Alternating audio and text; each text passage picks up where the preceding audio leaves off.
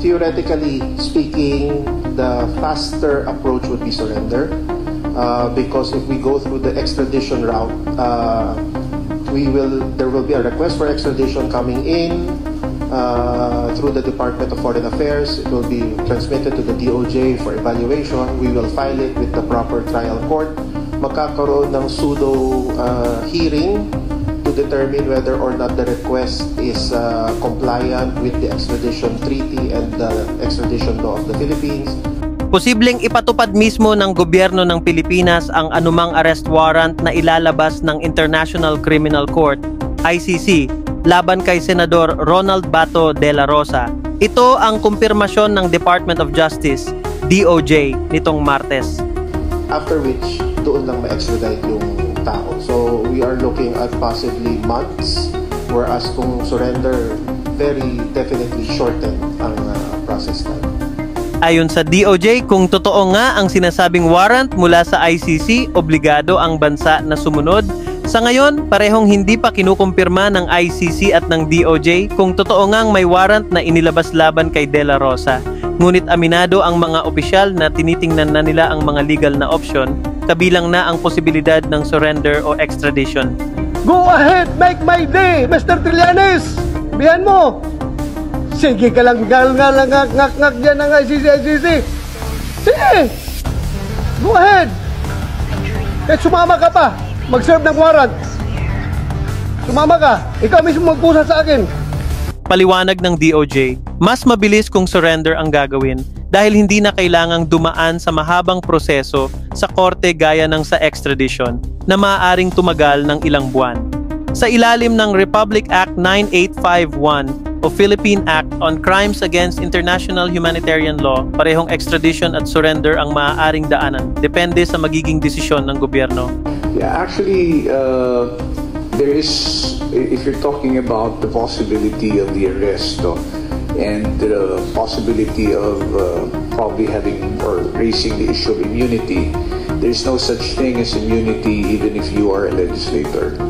Now, of course, there are certain restrictions. If the penalty is more than 6 years in one day, then the same cannot be implemented during the time when Congress is in session. But certainly, there is no restriction as to the arrest. If, for example, they are on recess, although we have heard the senator, the good senator, already make some statements before that he would seek possible asylum or refuge in the Senate. We do not know if that is the position that he still would be taking at this time.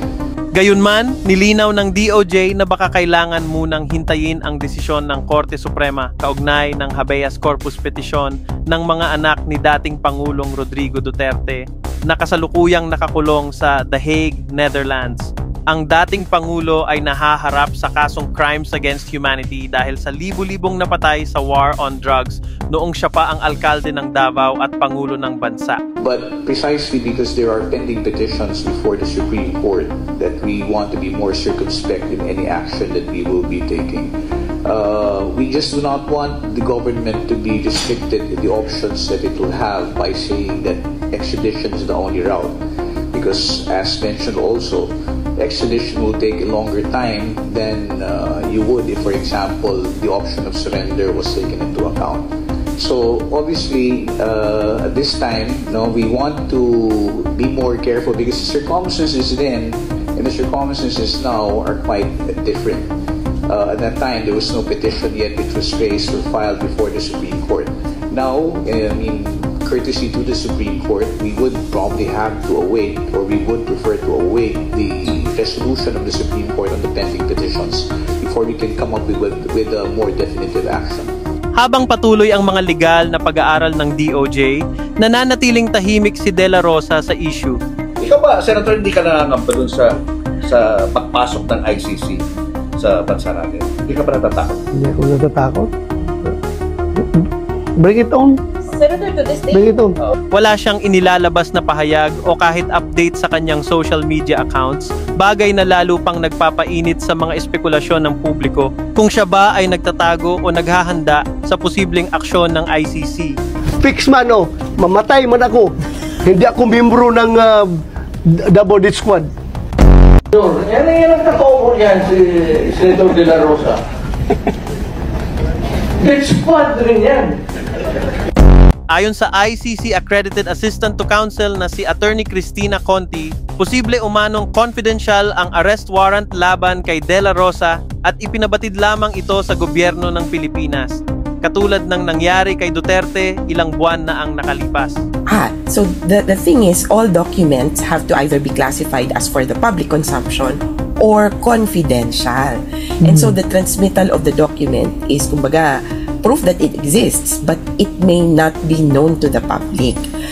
Most documents of the ICC, especially those pertaining to or relating to witnesses, o kaya contains private information about persons, are not immediately known public, which is why we have a lot of documents uploaded late and then marked redacted and then parang later on classified as public. Kaya pag-iingat ito hindi lang para dun sa mga tao na involved, kundi mismo yung akusado or suspect. And so in the case of warrants of arrest, there have only been a few times that it has been immediately made public.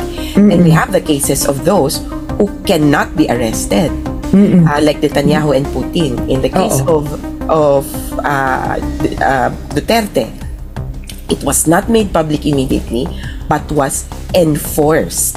Kaya may kaibahan yung public pero walang nahuli, secret pero may nahuli. Matatandaan na si De La Rosa ang hepe ng Philippine National Police nang simulan ang marahas na war on drugs ni Duterte.